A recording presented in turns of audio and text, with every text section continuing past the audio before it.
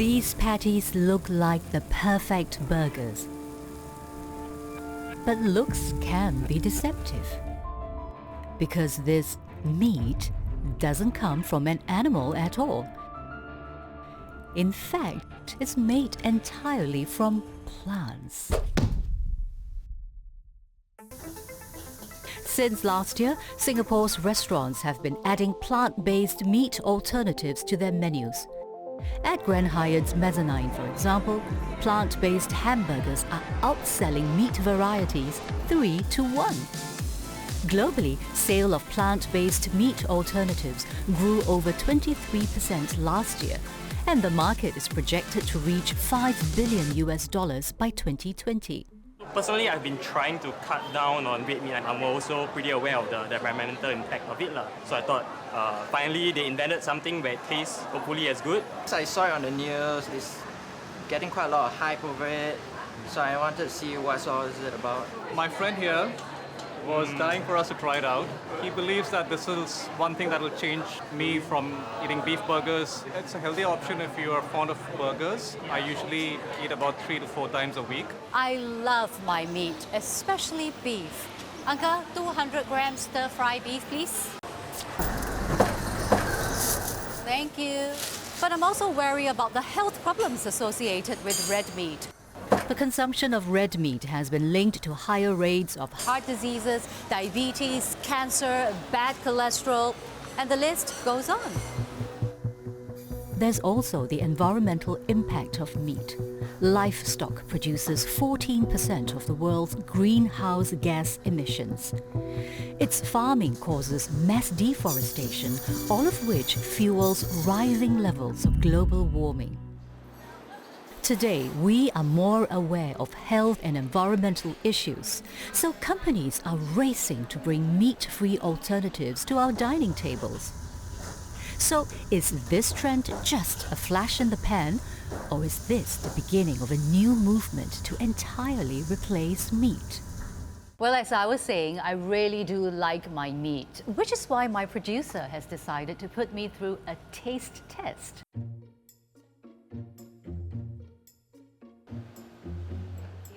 Oh my gosh, they look exactly the same.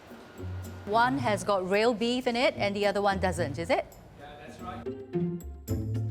Let's get started.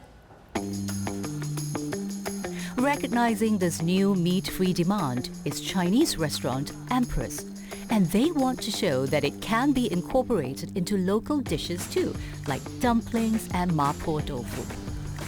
So my guess is this one on the right is the real beef and the one on the left is the plant-based. Yes, you're absolutely correct. Woo! See, I'm good with my beef. Fine to smooth. This one is a little bit more crumbly. It's a lot harder to guess with this one.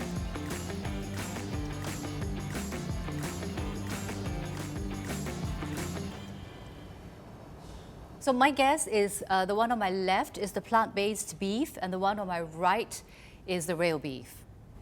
Am I correct? It's actually the other way around. Looks like in this instance, plant-based meat tastes identical to the real stuff. It's time to meet the man behind the dish. Yuan Xiangwei is the chairman of Privé Group, which manages the Empress restaurant. He intends to make this plant-based menu available to all other Privé restaurants across the island. So far, a lot of the plant-based meat has been used in hamburgers, for example. So why did you decide to incorporate it into a Chinese restaurant? We wanted to make a move towards being more earth-friendly and also being more kind of compassionate to the animals by encouraging people to eat more plant-based dishes. When we got hold of the meat alternatives and we found it a really good product, it made us really excited to create a few dishes from it. Right now, there is a lot of publicity. Do you think this is the meat of the future? I think plant-based meats or dishes are here to stay. What we've seen so far is that it's been really popular. About half the customers who come in would order it. The thing is, I'm not unfamiliar with fake meat options. After all, I grew up eating at vegetarian zhi cha stalls like this one, and they've been selling mock meats for years. So what's so special about this new generation of mock meats? Right now, the most popular brands of plant-based beef alternatives are Impossible and Beyond Meat.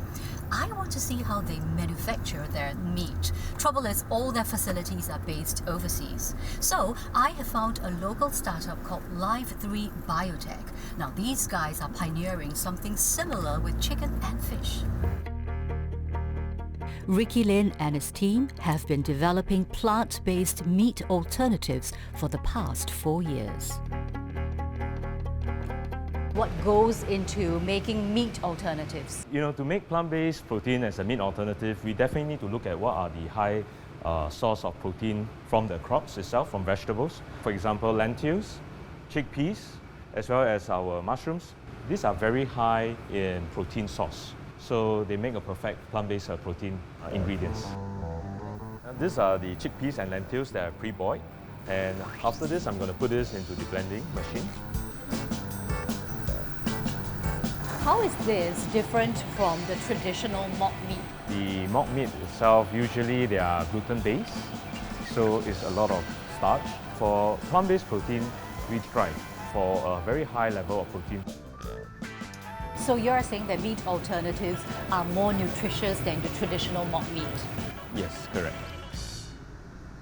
So next we are going to mash things up so that it gets very well evenly distributed. I'm going to do this too, so that I can also say that I have made plant-based protein before. I want to see what it feels like.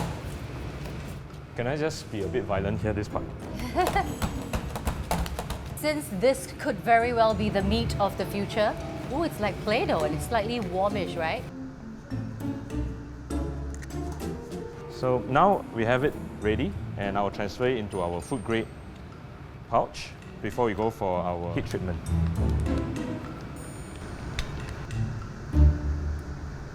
So this is what will come out after the treatment itself, and you can see there are different texture in it. Over here, you can also see what is being cooked. It does tear like meat, I have to say. How is making plant-based protein like this different from plant-based red meat? So I will say that plant-based red meat, for example, they have to achieve different factors, such as juiciness of meat cut. So there are different type of formulation that they have to look into as well. The science behind fake meat has improved tremendously, and the big players in this new wave of meat imitations boast that their products not only resemble real meat, but feel and even bleed like real meat. I'm impressed with what I've discovered and tasted so far, but can I convert hardcore meat lovers? Now I'm confused. Yeah, I think you're tricking us.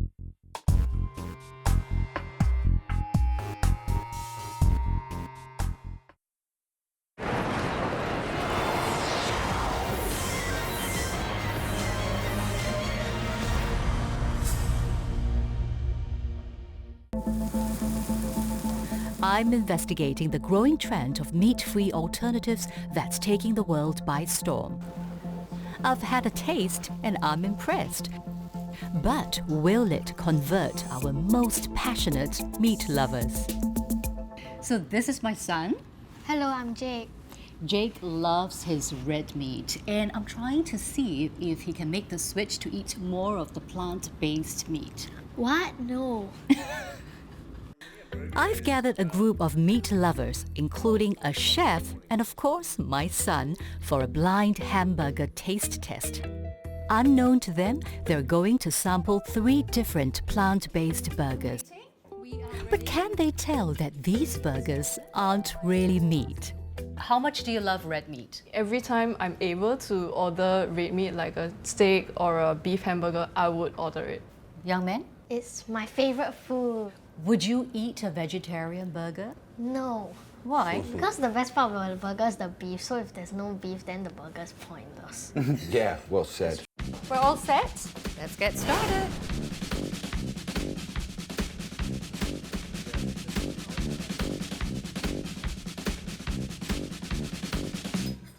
Okay, one thing I will say is that it doesn't look Like meat. Yeah. What are you guys seeing that I cannot see?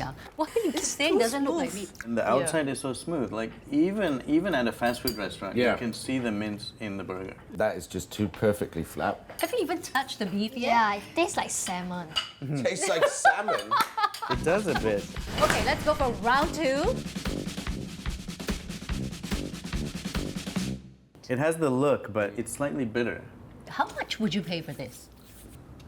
$5 for like the bread.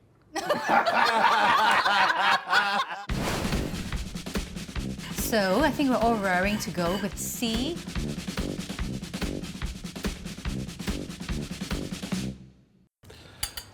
Personally, I'd say straight away the caramelization on the outside. It's like what it's called the Maillard reaction, right?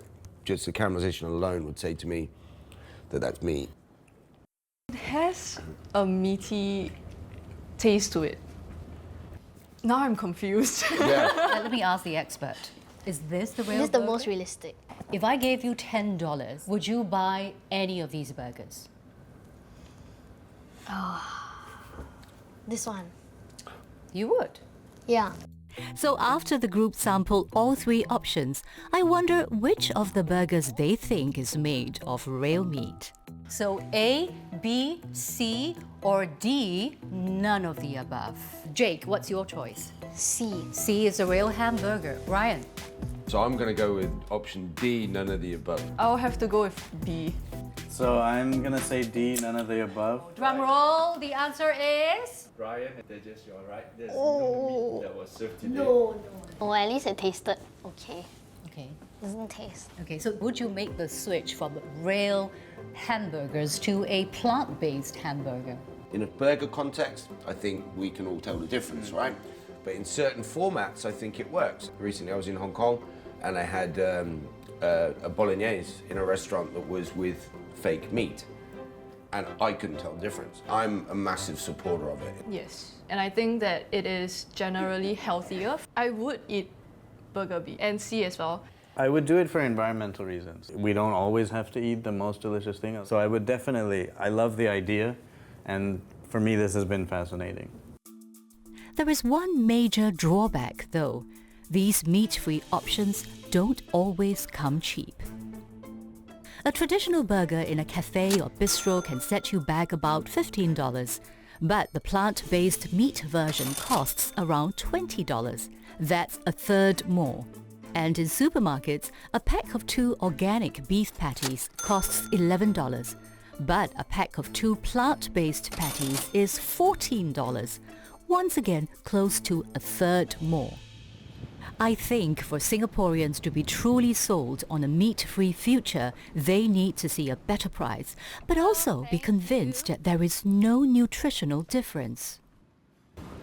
So, I have a breakdown of the nutritional content of burgers from Impossible, Beyond, as well as a generic veggie patty and the content of a regular meat patty.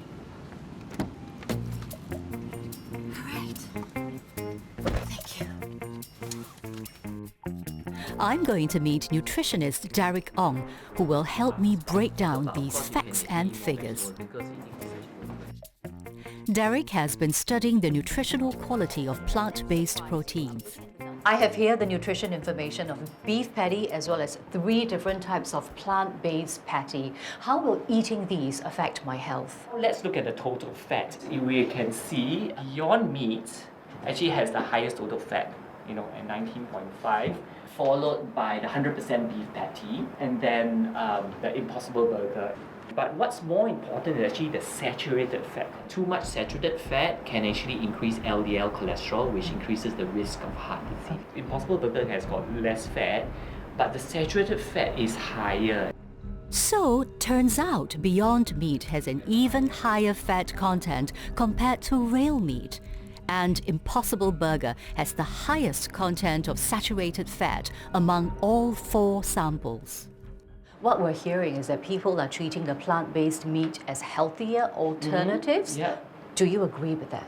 I wouldn't agree with that. For instance, in the Impossible Burger, we've got a saturated fat content that's actually the highest among all the patties. So I would be careful about that. The other thing is also about heme iron, which is iron that's found usually in animal flesh. And for the first time, we've had heme iron that's actually made up in a lab from genetically modified yeast and then put into a plant-based protein patty.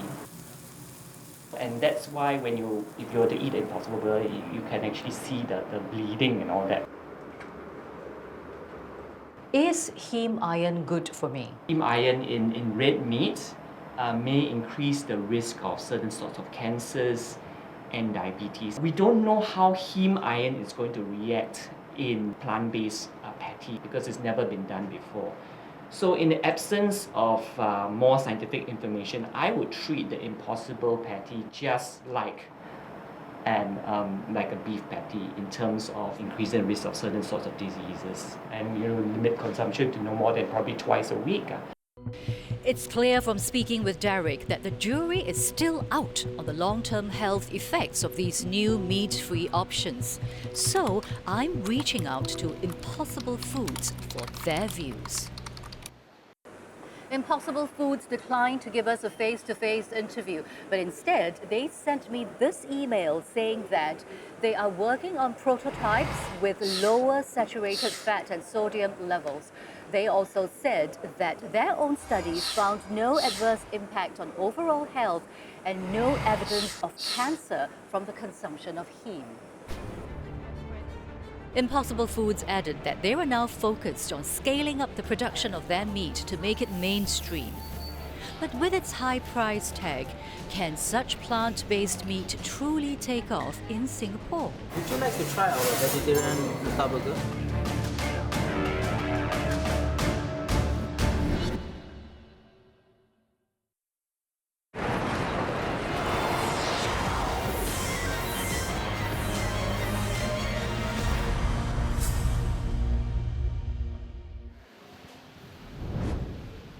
I've discovered that the health benefits of plant-based proteins are inconclusive.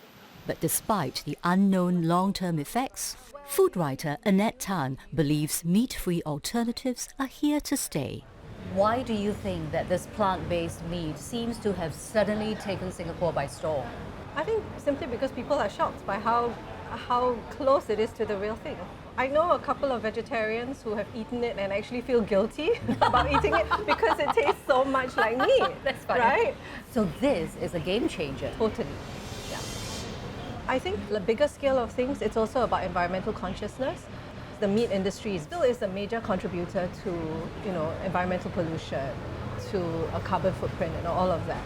Right now, the plant-based meat is only available at higher-end restaurants. What do you think it will take to go mainstream? It needs to be cheap enough for the smaller players like the hawker stalls and the little cafes to buy it and put it into their menus. It needs to be more readily available in supermarkets where people can go out there and buy it and try it. Currently, Impossible meat can only be found in higher-end or vegan restaurants and is not available for retail.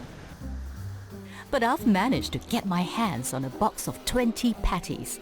I wonder if I can force the hands of time. Springleaf Prata Place has been selling murta burgers for the past 6 years. These are traditional murtabaks stuffed with lamb patties. I've convinced manager Krishnan Visvalingam to create a new meat-free version of the murta burger and put it on his menu for a day. Krishna, these are the plant-based patties. Okay. How many murta burgers do you sell in a day? In a day, we sell about 20. And how much is a regular murta burger? We are selling it for $7.90. How much do you need to price the vegetarian murta burger? So based on our calculation, we're going to price it at $12.90 per burger. Whoa, Yeah. that's quite a big difference. This is actually our promotional price. In fact, when we did our calculations, the best price shoots up to about $20 per burger. I can't wait to see what this is going to look like. Here Okay. you go. All right, thank you. See you later.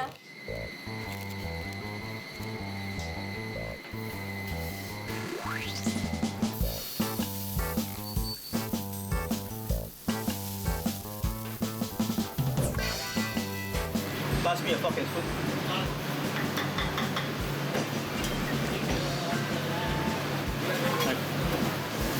That's right.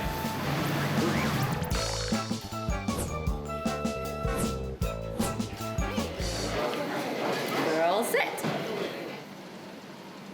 It's been 1 hour since the restaurant has opened. Orders are coming in. Order 4 plain, then onion ring, 2 teh tarik. But the plant-based Murta burger is not moving at all. Do you want to try our vegetarian Murta burger? Would you like to try our vegetarian Murta burger? No, not today. I decide to speak to some customers to find out what's happening. Hey guys. Hi. So, you are having the Murta burger. But it's not a vegetarian one. This is the meat one. Yeah. Okay, so why did you decide not to go for the vegetarian? Because I'm not really a vegetarian. I more prefer meat actually. The first thing that strikes me is that it's a bit expensive. If you think in terms of the so-called nutrition, you're getting meat protein for less than that price. At this kind of place, my budget is normally about $6 to $7. For $12.90, you probably assume it to be a very big meal or portion or something. But as we near lunchtime, orders for the vegetarian Murta burgers finally come in. What's inside? It's actually the vegetarian patty instead of the lamb patty. Is that the Impossible patty? Yes, it is. Ooh, really? Sounds good. One milky prata. And the Impossible Murta burger. Molly, one veg Murta burger. Yeah, okay. Table 6, veggie Murta burger. It's happening. People are ordering the vegetarian Murta burger. Let's go speak to some of them. I like Impossible meat. I tried it a couple of times. When I heard that it was one time only, I was like, oh, good opportunity. Just to try. But I probably it's a one-off thing for me. At this price, probably not. I try to cut down on the amount of meat that I eat for environmental reasons. For the same environmental impact, I can probably just eat chai fan with 3 veg or something like that.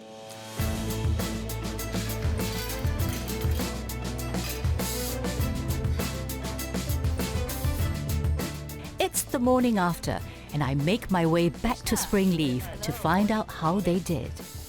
How many veggie Murta burgers did you sell yesterday? We managed to sell all 20 veg burgers. Wow. Were you surprised? Yes, I was.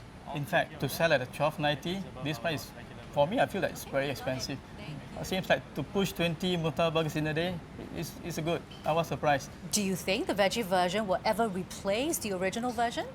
I don't think so, because based on the numbers that we sold, it didn't replace my regular Murta burgers. Because the numbers that we sell, the regular burgers, are still there. That is interesting. That means that people are choosing the veggie Murta burgers as a separate option altogether. It did open up a new market segment for us, which is a good news for us. Do you think that the plant-based alternative will ever be able to go to a hawker center, for example?